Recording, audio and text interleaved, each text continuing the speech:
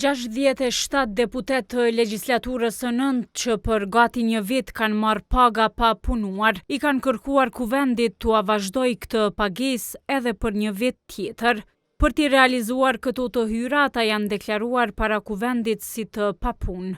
Ligji për detyrat dhe përgjegjësitë e deputetëve parasheh beneficione për ta, përfshirë kompensimin kalimtar. Kjo nënkupton që nga dita e përfundimit të mandatit, deputeti merr pagë mujore bazë nga Kuvendi i Kosovës në vlerë të 1.914 eurove për 12 muaj rresht, nëse nuk punon apo nuk pensionohet. Kësaj 23.000 euro do të jenë shpenzimet e kuvendit në vit për secilin deputet e 1.5 milion euro bashk. Papunësia në legjislaturën e nëntë është shumë fish më e lartë se në nivel vendi. Në Kosovë papunësia është 11% e vetëm në mesin e deputetëve rezulton të jetë mbi 55%. Aplikimi i këtyre deputetëve për këtë beneficion, sipas sociologut Gent Zërdza, nuk është për shkak të paaftësisë për të gjetur punë, por për shkak të shfrytëzimit të privilegjeve publike që ua garanton ligji.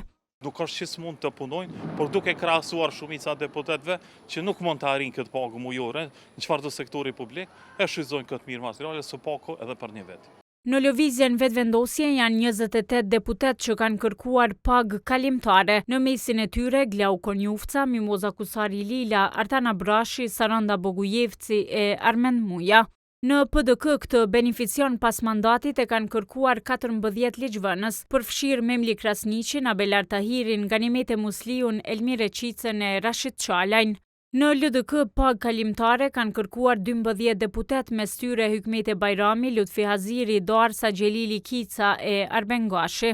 Në AAK pagën kalimtare e kërkuan Daut Haradinaj, Bek Berisha, Time Kadrijaj dhe Lahi Ibrahimaj, e në Nisma Arbresha Krasniqi. Nga komuniteti serb për këtë beneficion aplikoi vetëm një deputet e nga grupi multietnik 7.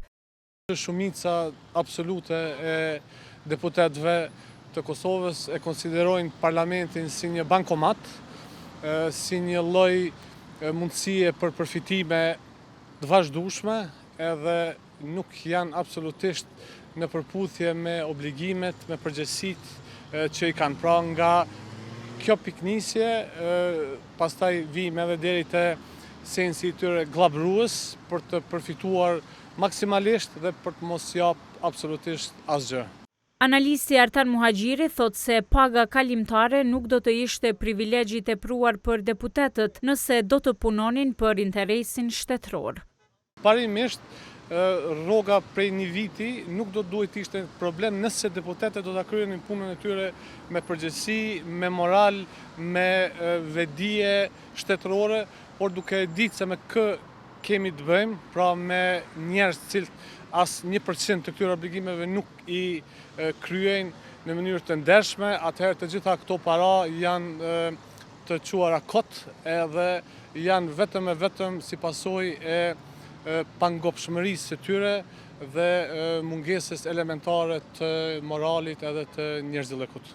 Nga prilli e deri në nëntor rreth 2 milion euro ka qenë kostoja e shpenzimeve që i është shkaktuar buxhetit të shtetit për pagat e deputetëve dhe të asistentëve të tyre. Anise legjislatura e nëntë e Kuvendit të Kosovës u konstitua e u shpërnda pa prodhuar asnjë rezultat.